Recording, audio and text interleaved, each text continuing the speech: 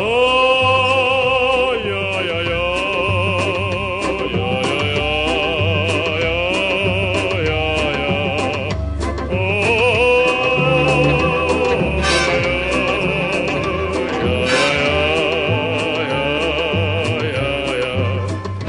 Yeah, yeah, yeah, yeah, yeah.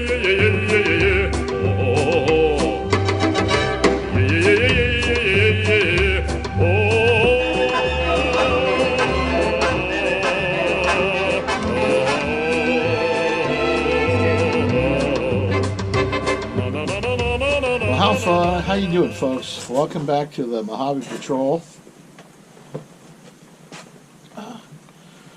I'm glad you could join me. I really appreciate it, you being here. I know you guys have other things to do than to watch me. But you know what, guys? I really appreciate it, and I appreciate it a lot. So what do we have tonight? We got something a little different, a little more relaxed.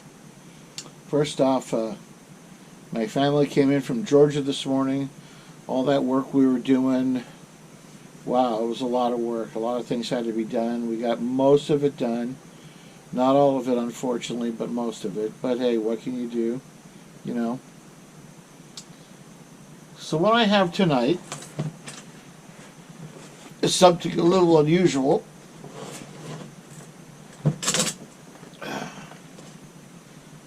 While I was traveling up north, I found this stuff called Slow and Low. I know I don't have good light on it. Slow and Low, right? And it's Rock and Rye. We're going to try that in this little bitty can, right? And it says straight rye whiskey, raw honey, navel orange, rock candy, and bitters. And it's 84 proof. Also, we have, I'm going to try an experiment here. Bear with me.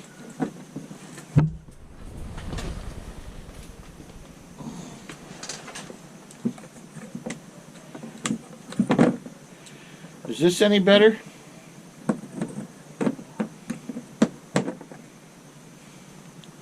How's that? Anyway.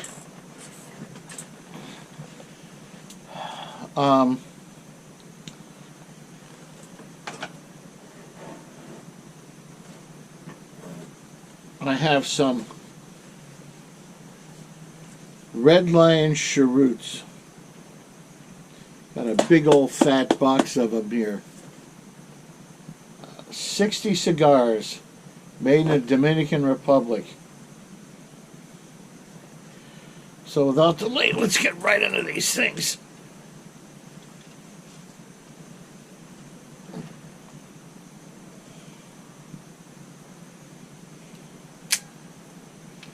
It's under a 2-inch blade, so in California technically it's legal.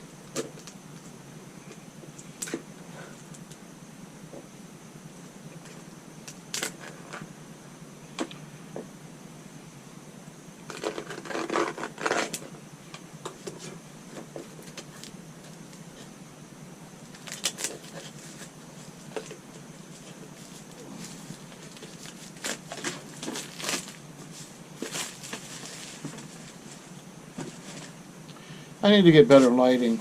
I do. Okay, I'm going to cut the tax seal.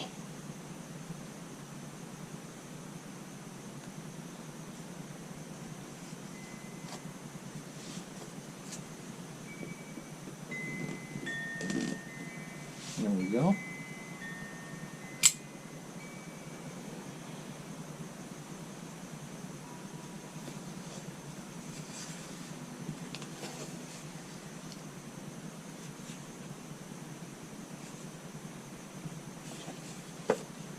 There's a very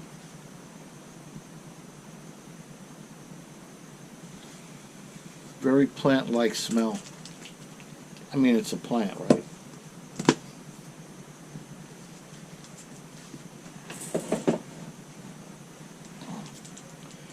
They're cheroots, so they're small.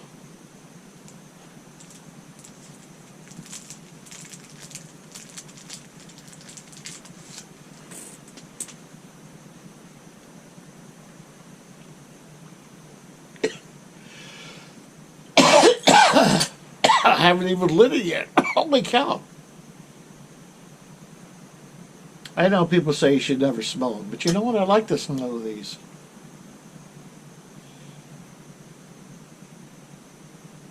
They have a very rich smell. They remind me of a shop called The Tobacconist that when I was in my early 20s. It used to be in the West Covina Mall, and there was one in Pasadena. And I used to know the daughter of the owner.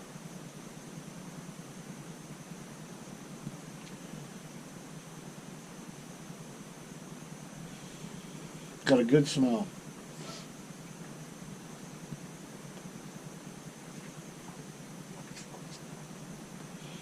It smells like the inside of their store smelled. And that's a good thing.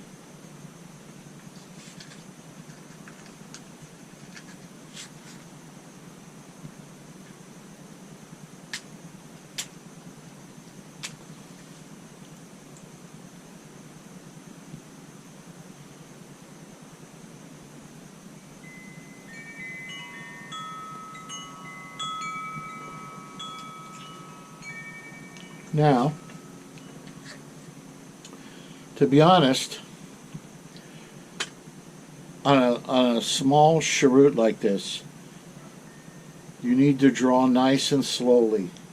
You don't want to make it too hot, and pulling hard on a cigar can make it hot.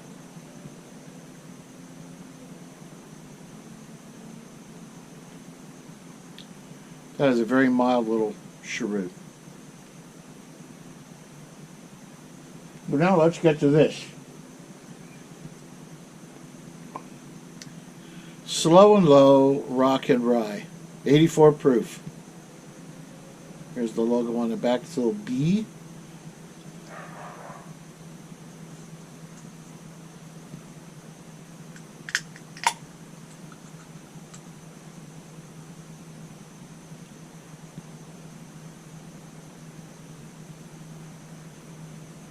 You can smell the rye, but it is not very strong. Made by Hochstetter, founded in 1884. I don't think they had it in a can.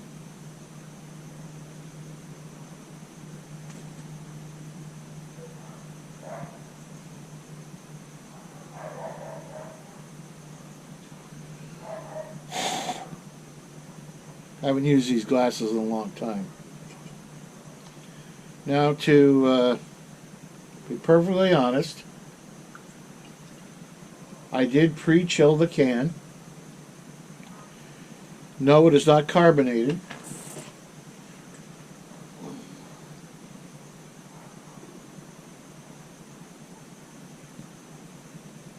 Very dark.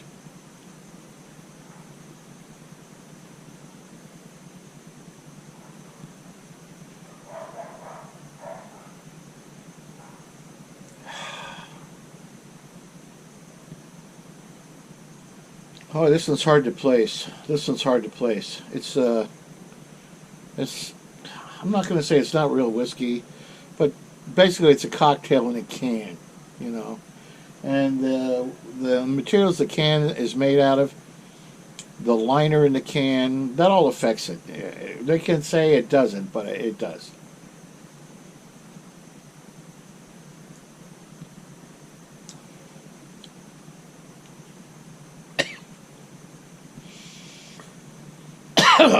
Oh, it's got a good hug. Wow. Very sweet. You can taste the honey. You can taste the sweetness.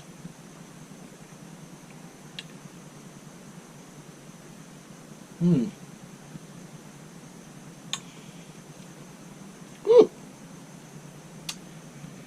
You can feel that 84 proof.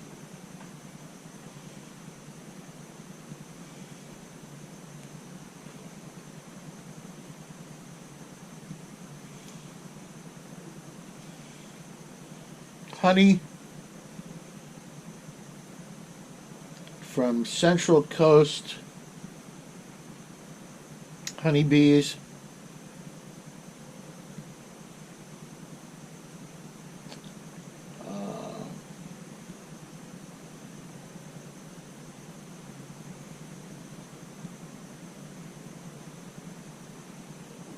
I would say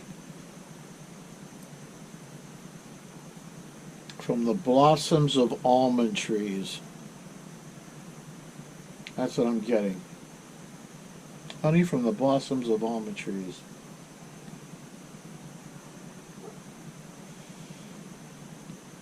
That smelled a little bit like Coca-Cola for a second.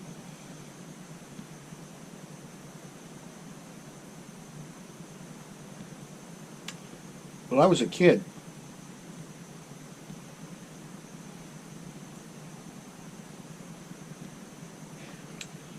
my father bought a bottled beverage that used to say Rock and Rye. This is a glass from a United States Army officer's mess.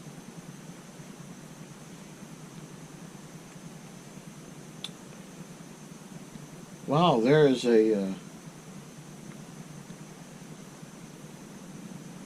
very bright navigation lights on an aircraft out there.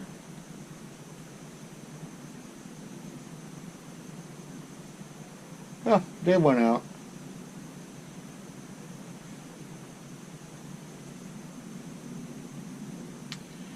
And then there's actually a soft drink you can get called Rock and Rye, but I've been unable to find it here locally. A soft drink that I really enjoy getting is Africola, which is very difficult to find around here. Very difficult. They used to sell it at Bevmo, but I haven't seen it in a long time. And then they used to sell it at this Japanese market up here. And I haven't seen it there in a long time, but since my granddaughter is here, we have to make an obligatory trip to the Japanese market.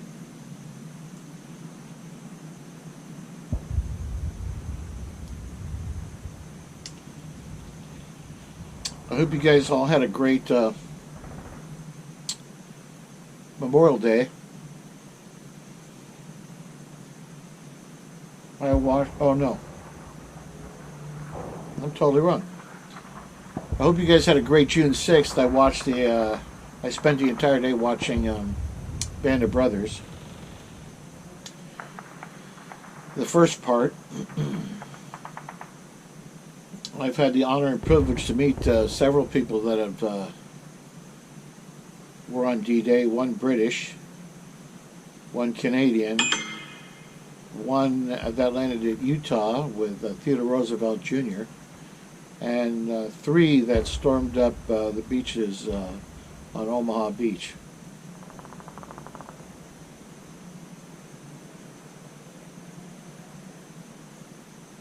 And to quote a very famous member of Band of Brothers, after hearing their stories, I don't know how they survived.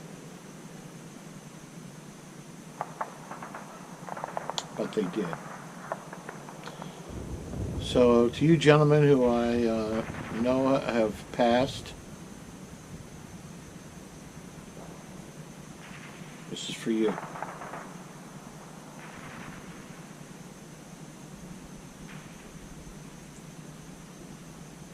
Follow me.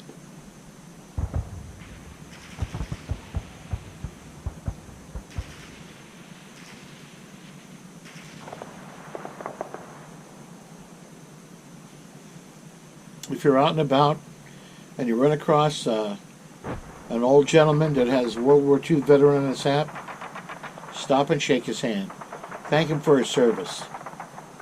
And if you're in a position to buy him a meal, run into him at a restaurant or a breakfast counter or something like that, pay for his meal.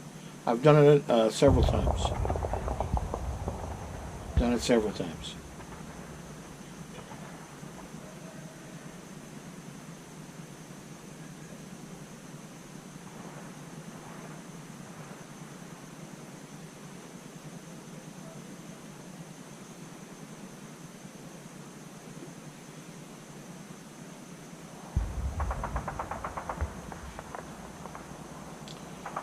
woman is just a woman, but a good cigar is smoke. But a good cigar is a smoke. That was a saying from turn of the last century. It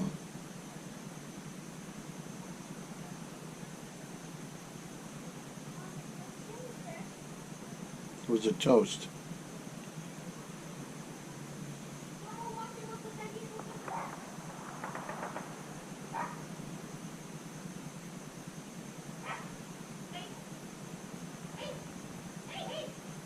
Anyway, it's great having my daughter and grandchildren here. My son-in-law will be here in another week, so I'm looking forward to it. Looking forward to sitting out together with him in a slightly different location and having a whiskey with him.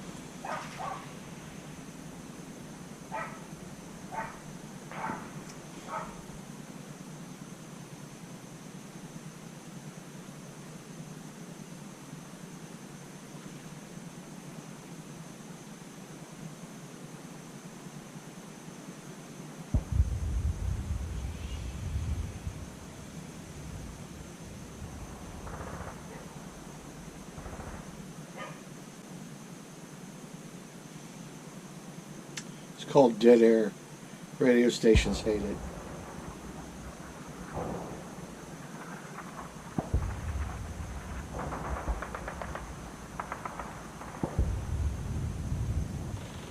To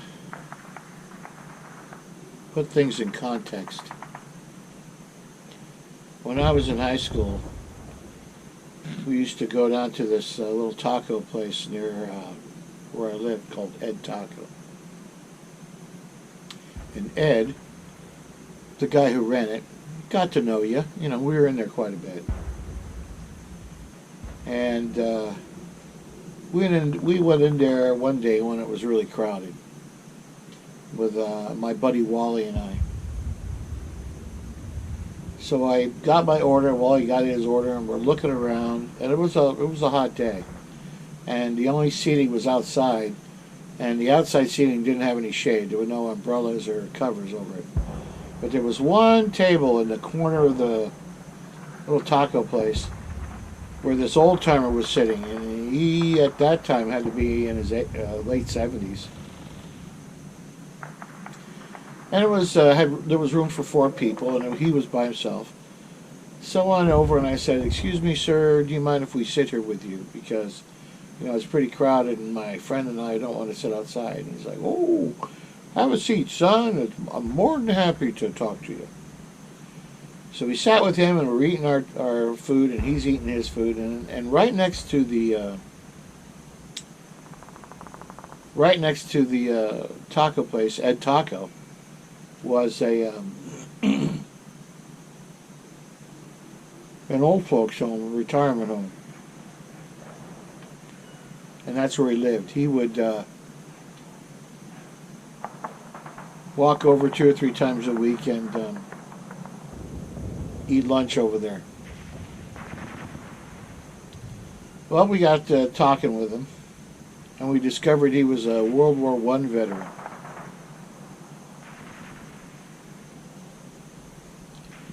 And we'd see him in there off and on, and we got to be pretty friendly with him and, you know, talk with him quite a bit. As a matter of fact, he used to march in the West Covina 4th of July parade when they had that. He'd be out there in his Great War uniform waving at people walking by, right? But here's how to put the world's history in context. He told us a story about when he was in high school, back in like 1910. They had a veteran on Veterans Day come in and speak to them at the high school.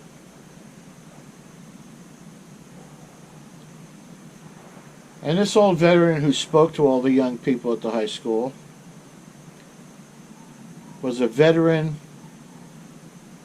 of the Civil War. Now remember, right now I'm talking to a man who talked to a gentleman who fought in the Civil War.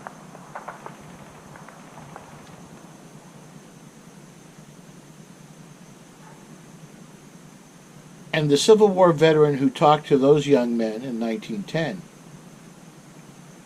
told them a story that was relayed to him directly from a veteran of the American Revolution.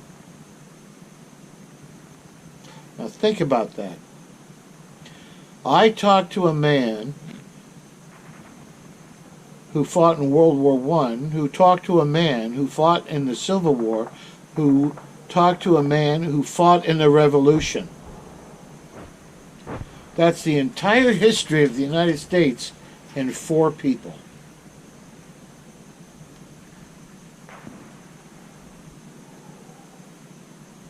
Four people.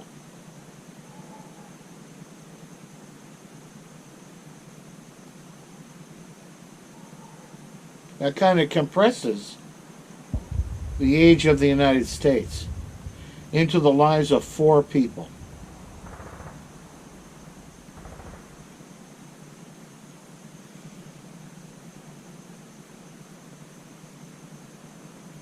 Now I think on November 11th, I'm going to tell you the story of my father-in-law.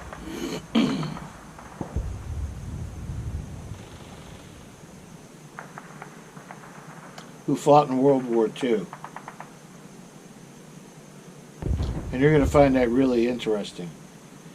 So you better be looking forward to it.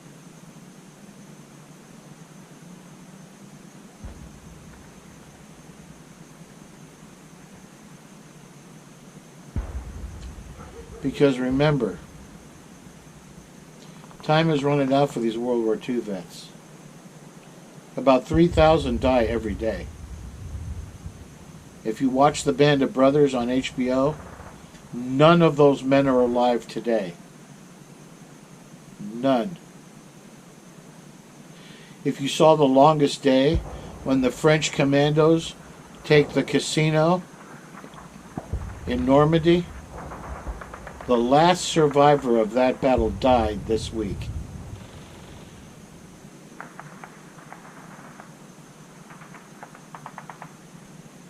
And all those gentlemen that survived that battle lived in my lifetime.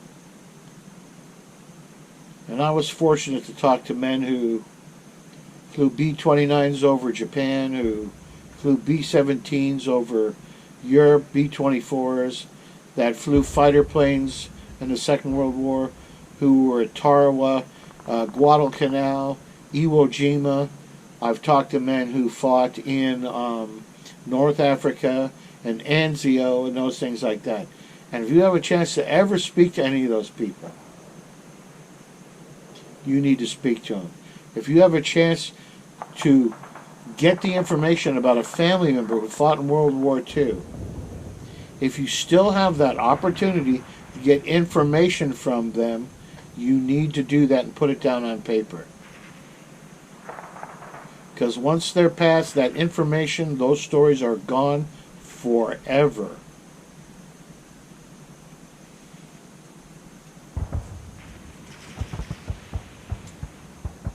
And we need to make sure we have all that information.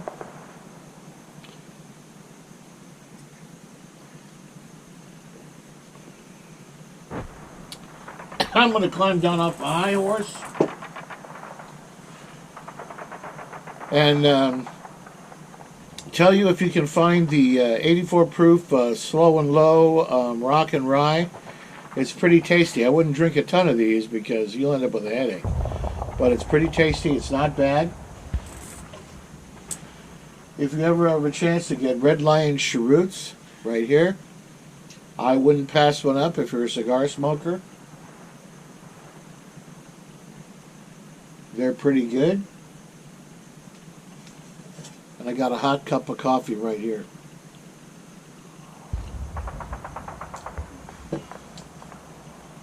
And I want you to like and subscribe. I'd really appreciate it if you'd leave a comment. It doesn't have to be big comment, even if you didn't like it. Say, you know, this wasn't your usual quality, or, hey, I loved your video. Hey, my uncle fought in World War II. If you could put anything like that down in the comments, that would be great. And I really appreciate you watching. And see you next week, and ciao for now. Yes, look to Packard for the easiest handling car ever built. America's new choice in the fine car field.